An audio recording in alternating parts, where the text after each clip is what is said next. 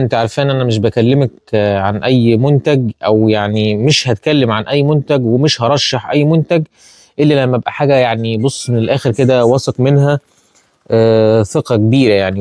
وخصوصا منتجات حليب الامارات بصراحه، يعني احنا اول ما بندخلها السنتر وناس بتجربها وتستخدمها انبهار بقى، يعني بتبقى الريفيوات بتاعتها عاليه جدا، وبالذات زبده الحليب اللي يعني منتجات حليب الامارات نزلتها جديد.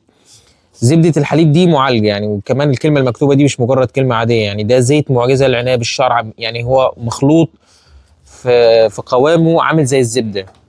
على فكرة دي يعني مش منتج شعبي ولا حاجة سيئة ولا حاجة رخيصة ولا بجد.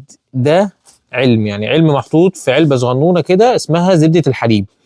دي هتعمليها زي حمام الكريم على شعرك، ها، وهتدعي لي وهتدعي لي. 225 جرام هتدفعي فلوس فيها، فلوسك حلال، الفلوس اللي هتحطيها فيها فلوس حلال.